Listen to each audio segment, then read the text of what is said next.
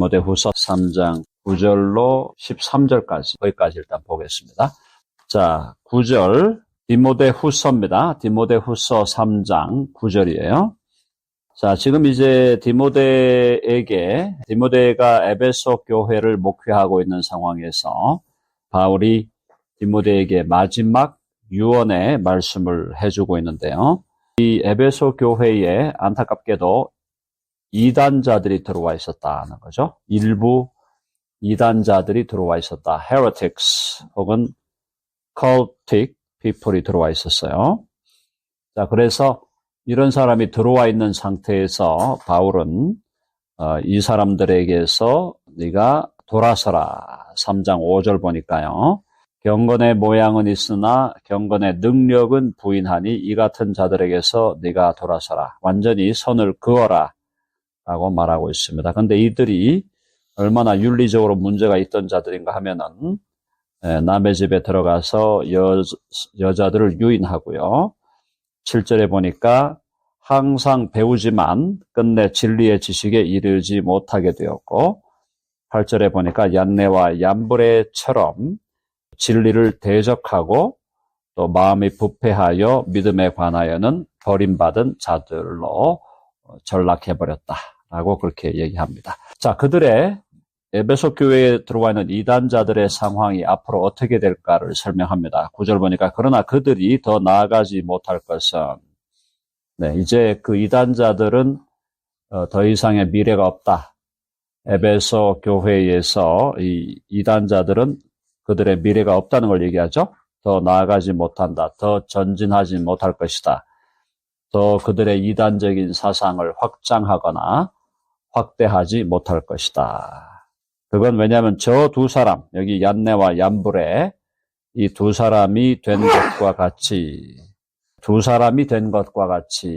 즉 얀네와 얀브레가 모세를 대적하다가 멸망했죠. 그렇지 그들의 어리석음이 드러날 것이다. 이단자들의 어리석음이란 말이 조금 이단자들에 대해서는 좀 말이 그죠? 뭐랄까 좀 약한 번역이죠. 그러니까 그들의 무지함, 그들의 몽매함 뭐 이런 의미로 해석할 수 있겠습니다. 자, 그들의 무지몽매함이 드러나게 될 것이다. 말씀드렸죠. 우리 이단자들에 대해서 이단자들이 이단에 빠진다는 것 참 안타까운 일이지만은 그들이 비진리를 결국은 추구하기 때문에 비진리의 사람들로 드러나게 되고 무지몽매한 인간으로 드러나게 된다는 것은 안타깝지만 공의로운 하나님의 심판이다라는 것. 자, 그래서 거기까지 일단 바울이요. 에베소 교회에 들어와 있는 이단들에 대해서 너무 걱정할 것 없다 이런 얘기를 하는 거죠. 너무 걱정할 것이 없다. 그들이 결국 그들의 어리석음이 드러나고 그들이 결국 하나님의 심판을 받게 될 것이다 라는 걸 디모데에게 말하면서 이제 디모데에게 10절부터는 바울의 삶을 돌아보면서 디모데 너가 나의 이 삶을 본받아야 된다라는 걸 알려줍니다. 자, 10절에 보니까 같이 10절 읽어보죠. 시작. 나의 교훈과 행실과 의향과 믿음과 오래 참음과 사랑과 인내와. 자, 바울의 삶 속에 드러났던 거예요. 자, 바울이 처음을 교훈으로 봤습니다. 이 교훈 아마 헬라어로는 디다스칼리아로 되어 있을 거예요. 이게 교리예요. 교리. 이 교훈은 참된 진리, 교리를 얘기합니다. 그러니까 바울이 먼저 내세우고 있는 것이 진리다, 교리다라는 게 굉장히 중요한 얘기죠. 디모데 너가 나에게서 본받아야 될 것 중에 제일 중요한 게 뭐냐? 내가 가르쳤던 복음 진리다라는 거예요. 자, 그 다음에 나의 행실, 네가 또 나의 행실을 봐지 않았느냐? 바울의 행실 우리가 여러 가지로 볼 수 있겠지만 바울의 행실은 사랑의 행실이었고 또 두 번째는 담대함이었죠. 담대함. 바울은 담대한 사람이었어요. 사랑하는 사람이었으면서도 굉장히 담대한, bold하고 또 굉장히 confident한 그런 사람이었어요. 자, 그래서 바울의 교리, 내가 가르쳤던 교리, 진리, 나의 행실을 보았고, 의향이라는 게 이제 번역을 여러 가지로 할 수 있지만, 그래서 이제 intention 혹은 desire. 그죠? 그러니까 바울이 갖고 있는 그 마음의 소원들입니다. 소원. 그래서 거룩한 소원이 있었죠? 오늘날로 말하면은 거룩한 vision, 이렇게 해석할 수 있어요. 이 의향이라는 말은. vision을 네가 보았다. 또 믿음을 보았다. 믿음. 네. 그다음에 오래 참음, 인내죠. 사랑과 인내. 네. 오래 참음과 인내를 지금 두 가지 아마 약간 원어사로는 다를 텐데 결국은 오래 참는다 한다는 거 여기서 지금 견딘다는 걸로 볼 수 있겠어요. 자, 그래서 자, 바울의 삶 속에 어떤 것들이 있었냐? 그가 가르치는 진리가 있었습니다. 그의 바른 행실이 있었어요. 그러니까 진리와 윤리가 같이 가는 거죠.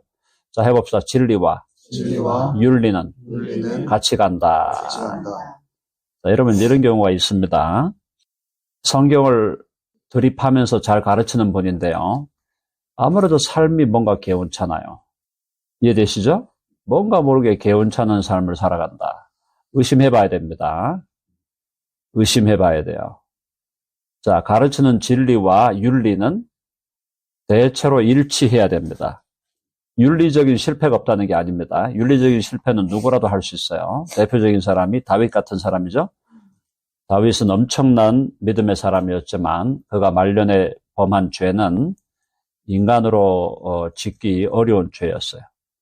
자, 근데 그런 윤리적인 실패가 갑작스럽게 혹은 일시적인 실패는 가능하지만 큰 틀에서 볼 때, 그죠? 큰 그림에서 볼 때 그 사람이 성경을 이렇게 가르치면 저렇게 행동하는 것이 당연하다는 겁니다.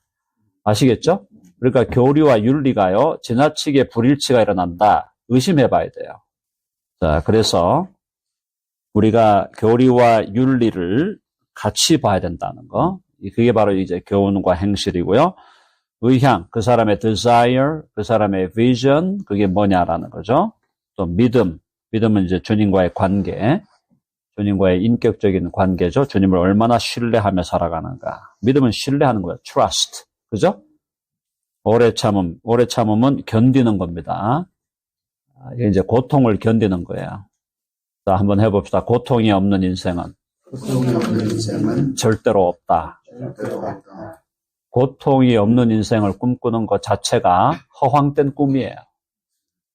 신기루를 따라가는 거고 모래성을 쌓는 겁니다. 고통이 없는 인생은 존재하지 않습니다. 그래서 고통을 잘 참고 인내해야 됩니다. 사랑하는 여러분, 여기 있는 저부터 포함해서 여기 있는 한 사람도 예외가 없어요. 다 나름대로 고통을 겪었고 고난을 겪어왔고 지금도 겪고 있고 앞으로도 고통과 고난은 다가올 것이다. 우리가 이 땅을 떠나는 순간까지 고통과 고난은 다가옵니다. 자, 그걸 견디고 참아내야 돼요.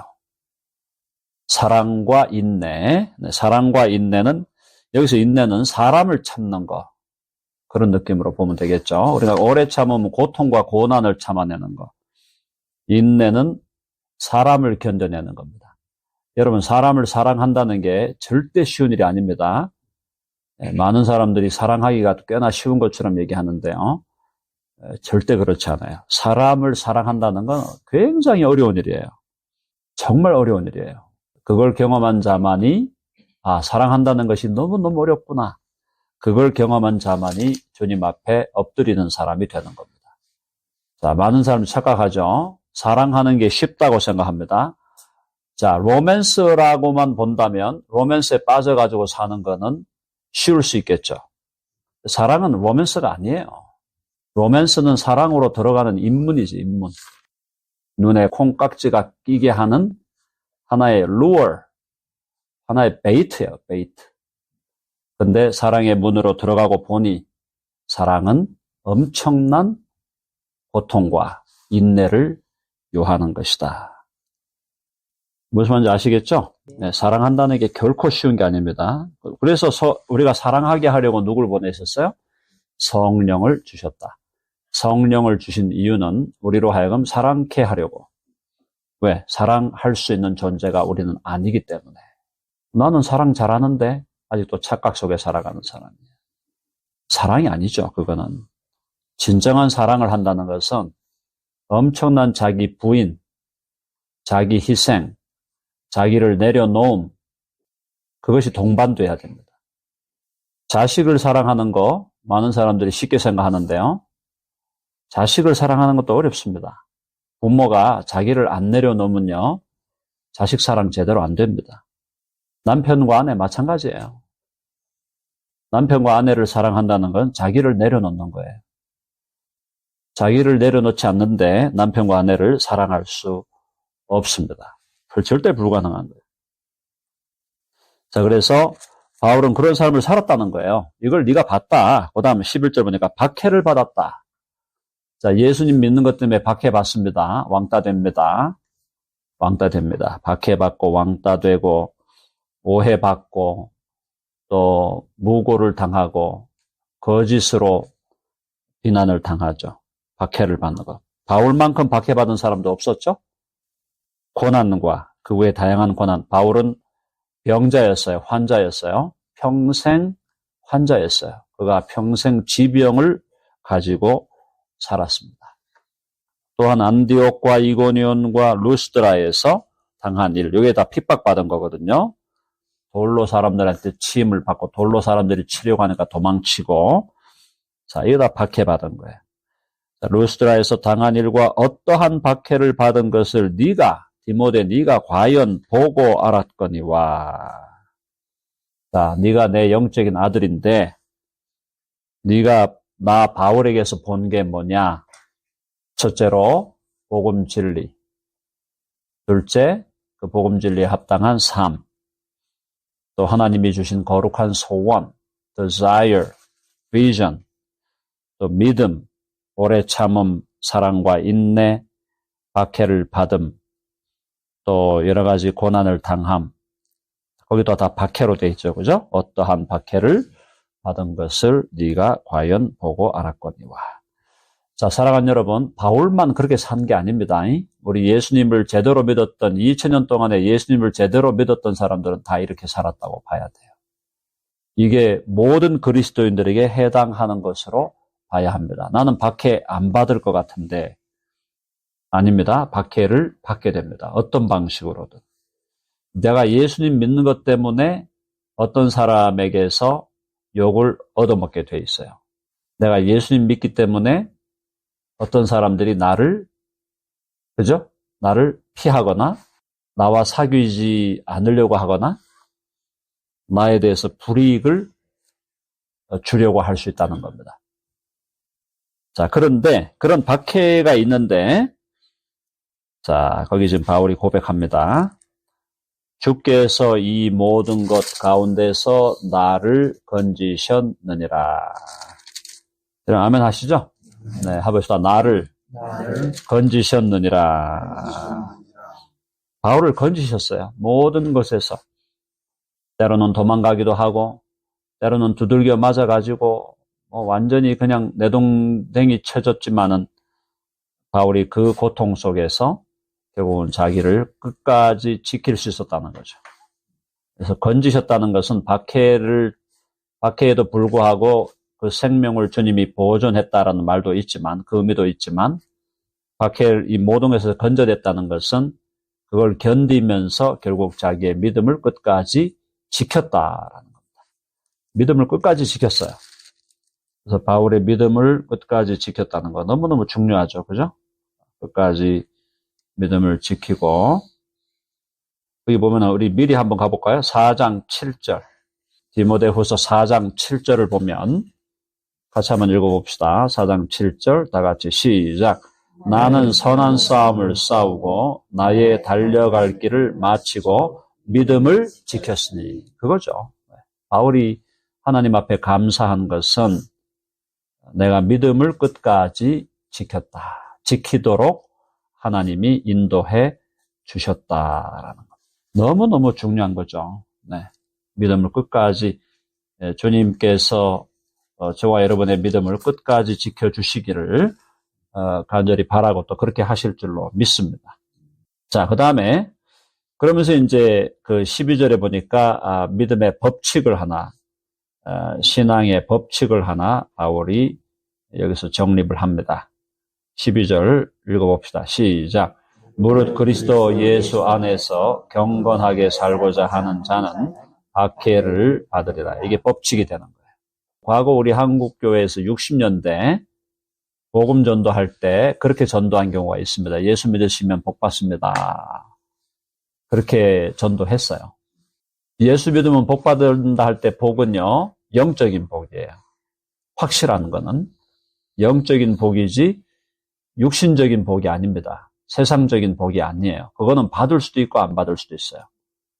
자, 그래서 처음에 예수 믿으면 복 받습니다 할 때 사람들이 그 복을 그냥 세상적인 복으로 생각하고 교회에 몰려왔죠. 왔는데 그들을 결국은 잘 가르쳐서 예수 믿는 사람들이 세상적인 복을 때로는 받기도 하지만 그러나 때로는 박해를 받는다는 것을 가르쳐야 했습니다. 물론 이제 그걸 막 그냥 구체적으로 막 강력하게 안 가르치더라도 예수님 믿게 되면 내가 박해를 받네? 예수 믿는 것 때문에 왕따 당하네? 그런 걸 다 느끼게 되지만 어쨌든 예수님 믿고 나서 우리가 당하는 박해에 대해서는 사실은 제대로 가르쳐야 되죠. 이게 법칙이에요. 그리스도 예수 안에서 경건하게 살고자 하는 자는 박해를 받아요. 왜 그럴까요? 세상의 가치관, 세상 사람들의 관심은요, 절대 하나님 앞에서 경건이 아닙니다. 세상의 가치관, 세상 사람들의 관심은 뭘까요? 관심은 육신의 정욕, 안목의 정욕, 이생의 자랑이에요. 육신의 정욕은 뭡니까? 먹고 마시고, 잘 먹고, 잘 마시고, 그죠? 좋은 집에 잘 자고, 잘 살고, 그게 육신의 정욕이에요. 안목의 정욕은 다른 사람들이 못 보는 거 나 보고 싶어요. 훌륭한 데 여행 가서 좋은 거 보고, 다른 사람이 못 만지는 거 만지고, 다른 사람이 못 보는 거 보고, 그죠? 눈으로 내 눈을 만족하게 하겠다는 거죠. 자, 그런 게 세상의 가치관입니다. 그 다음에 육신의 정욕, 안목의 정욕, 이생의 자랑 뭐예요? 이름을 내는 거죠. 이름을 내는 거예요. 돈으로 이름을 내든지, 무슨 업적으로 이름을 내든지, 이름을 내는 겁니다. 그게 세상의 가치관이에요. 그런데 우리가 경건하게 살고자 하면요, 경건하게 살고자 하면은 우리는 그것을 1차적 가치로 우리는 보지 않습니다. 따라오는 가치로는 가능해요. 그건 따라올 수 있다. 예수 믿는 사람이 뭐 세상적으로도 잘 될 수 있습니다. 잘 되는 게 그게 나쁜 게 아니에요. 자, 근데 그것이 우리의 1차적 가치는 아니다. 그렇죠? 네, 1차적 가치는 하나님과의 관계입니다. 하나님과의 관계, 그리고 다른 사람을 향한 희생적 사랑이에요. 그게 우리의 1차적 가치죠. 하나님을 인정하지 않는 세상 사람들에게 자꾸 하나님 얘기하면 싫어하죠. 싫어합니다. 자기는 하나님 안 믿는데 하나님 없는 것 같은데 자꾸 하나님 얘기하면 가능하면 안 해줬으면 좋겠다. 처음에는 안 해줬으면 좋겠다 이렇게 생각하다 그 다음엔 하지 마세요. 계속 하시겠어요? 절교합니다. 당신 계속 하나님 얘기하면 나 당신 만날 이유가 없습니다. 그렇게 당하는 거예요. 자, 그리고 희생적으로 다른 사람을 사랑해야 되겠습니다. 그러면요, 내가 왜 그래야 되죠? 내 힘과 내 노력으로 이렇게 왔는데 왜 내가 저렇게 무지한 사람, 저렇게 무리한 사람에서 내가 왜 희생해야 되죠? 그렇게 얘기하고 논쟁하기 시작하면 관계가 깨어지게 되는 것입니다. 자, 그래서 그리스도 예수 안에서 경건하게 살고자 하는 자는 반드시 박해를 받게 돼요. 왜냐? 세상의 가치관을 따라 우리는 살지 않기 때문에. 세상의 가치관을 따라 살지 않습니다. 우리는 하나님 나라의 가치관을 따라 살기 때문입니다. 자, 그러므로 13절에 보니까 악한 사람들 속이는 자들, 이게 세상에 속한 사람들이에요. 하나님 알지 못하는 사람들, 우리도 본질상 악한 사람들이었지만 우리는 예수 믿음으로 회개하고 새로운 삶을 살아가고 있는 자들이죠. 자, 악한 사람들, 아직도 하나님 믿지 아니하고 세상 속에 있는 사람들, 악한 사람들입니다. 속이는 자들이에요. 다 속이는 자들이에요. 자, 그들은 더욱 악하여져서 속이기도 하고 속기도 하나니. 서로 속고 속이는 거죠. 서로 봐주게 하는 거죠. 이렇게 속이니까, 아, 그래, 나도 이렇게 속이고, 저렇게 속이고. 서로 적당히 속여가면서 서로 봐주면서 살아갑니다. 진정한 의미의 fellowship, friendship이 있을까요? 진정한 의미의 사랑이 있을까요? 있을 수가 없죠. 자, 그래서 디모데 너는 이제 어떻게 해야 되냐? 14절 읽어봅니다. 시작. 그러나 너는 배우고 확신한 일에 거하라. 너는 내가 누구에게서 배운 것을 알며. 네, 중요하죠? 자, 배우고 확신한 일에 거하라. 배우고 확신한 일에. 자, 그래서 어제도 제가 말씀을 드렸지만 우리 그리스도인들의 삶 속에서 learning은요, 굉장히 중요한 가치입니다. 이해되시죠? learning, 뭘 배운다는 것은요, 너무너무 중요한 가치예요. 자, 그래서 선교지에 가서 많은 사람들이, 우리 믿음의 사람들이 선교지에 가서 하는 일 중에 가장 중요한 일들 중에 하나가 교육 선교였습니다. 가르쳐야 돼요. 가르치고 배우게 해야 됩니다. 학교를 세우는 거였어요. 자, 청교도들이 영국에서 핍박받고 미국으로 왔습니다. 뉴잉글랜드로. 제일 먼저 한 게 뭡니까? 학교를 세운 거였어요. 학교를 세웠어요. 자, 그래서 배운다는 거 너무너무 중요해요. learning은 굉장히 중요한 가치예요. 자, 배우고, 그 다음에 어떻게 합니까? 확신한다는 거죠. 배우니까 이제 나는 여기에 I'm confident about this. I'm convinced of this. 그래서 나는 확신을 갖게 됐다. 그래서 그 안에 거하라. 사랑하는 여러분, 우리 덴버 드림교회는 learning하고 배우고 확신한 일에 거하기를 원하는 교회입니다. 그냥 무작정, 맹목적으로 blind faith, blind, obedience, 그런 거 우리 교회는 안 통합니다. 내가 배우지도 않았고, 내가 확신하지도 않은 것을 나에게 하라고 하지 마십시오. 내가 배우고 확신한 것만 나는 그것만 인정하고 하나님을 따라가겠습니다. 그게 우리 교회의 모토예요. 그래서 배우고 확신하는 교회다, 우리는. 그리고 배우고 확신한 일에 거하는 교회다. 자, 그래서 뭐라 그럽니까? 바울이요. 너는 네가 누구에게서 배운 것을 알아라. 누구에게서 배운 것을 알아라. 누구에게 배웠어요? 디모데가? 바울에게서 배웠죠. 바울에게서 배웠다. 이게 바울을 높여라 이런 의미가 아니고 바울의 그 삶 속에 드러나는 여러 가지 그 앞에 나왔던 여러 가지 요소들이 있었잖아요. 그것을 너는 피해갈 수 없다는 거예요. 디모데 너라고 피해갈 수 있냐? 피해갈 수 없다. 박해를 피할 수 없다. 고난을 피할 수 없다. 그 얘기를 하는 겁니다. 디모데야, 내가 죽고 나서 너는 나보다 앞으로 한 30년을 더 살게 될 것이다.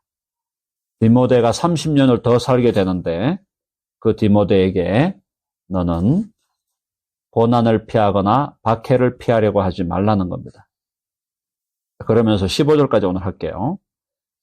자, 15절 다 같이 시작. 또 어려서부터 성경을 알았나니 성경은 능히 너로 하여금 그리스도 예수 안에 있는 믿음으로 말미암아 구원에 이르는 지혜가 있게 하느니라. 디모데는 어머니가 믿음의 사람이었고 외할머니가 믿음의 사람이었어요. 3대째 믿음의 사람입니다. 자, 근데 이 디모데 그래서 어려서부터 성경을 알았다. 성경을 어머니로부터 배웠죠. 할머니로부터 어머니로부터 배웠는데 알았고 결국은 나중에는 바울에게서 배웠죠. 어려서부터 성경을 알았나니 성경은 능히 너로 하여금 그리스도 예수 안에 있는 믿음으로 말미암아 그리스도 예수 안에 있는 믿음으로 말미암아 구원에 이르는 지혜를 너희에게 준다 그랬습니다. 성경은 그래서 제가 자주 말씀드렸죠. 성경은 결국 일단 성경의 가장 기본되는 목적은 뭐다? 구원에 이르게 하는 겁니다. 구원의 책이에요. 한번 해보세요. 성경은 구원의 책이다. 아멘 하시죠? 네.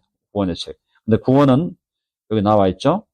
그리스도 예수 안에 있는 믿음으로 구원에 이릅니다.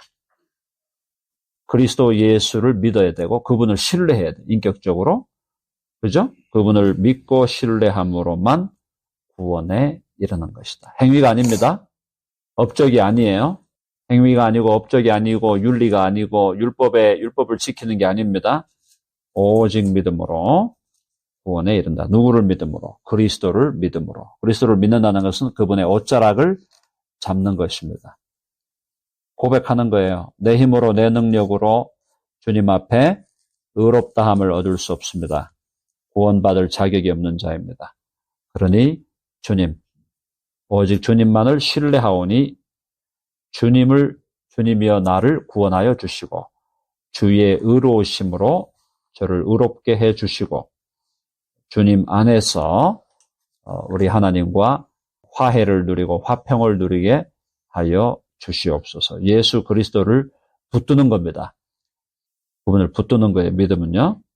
그런 의미에서 믿음으로 말미암아 구원에 이르는 지혜가 있게 한다. 성경은 구원의 책이다. 이제 내일 또 우리 그 뒤에 이어서 설명을 드리도록 하겠습니다. 자, 오늘 결론적으로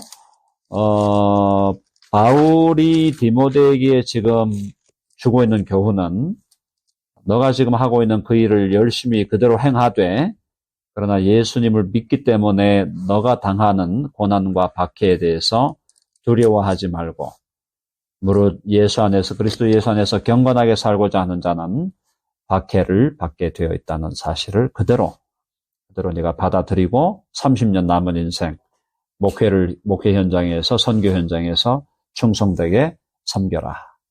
그런데 디모데도 결국은 순교로 그의 삶을 마무리하게 됩니다.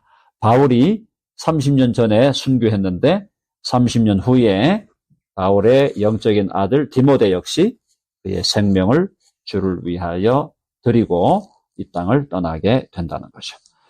놀라운 일이죠. 놀라운 일이죠. 그런 의미에서 하나님의 은혜로 된 거지만 바울이 좋은 아들을, 영적인 아들을 잘 남겨주었다라는 거. 하나님의 은혜로 된 거죠. 하나님의 능력으로 된 거지만 그가 그렇게 살았기 때문에 그가 그렇게 결국은 살고 그런 본을 보였기 때문에 그를 따라가는 제자 역시 똑같은 삶의 결론을 내렸다는 것. 우리 모두도 누군가 나를 보고 있습니다. 그렇죠? 누군가 나를 보고 있죠? 자식들이 보고 있고 남편과 아내가 보고 있고 그런 분들마저 없다면은 여러분의 친구들 또 교회의 동료들 누군가 보고 있어요. 나를 통해서 그분들에게도 직접 directly, indirectly 복음이 증거될 수 있도록 그렇게 우리의 삶을 정돈해 가야 되겠습니다.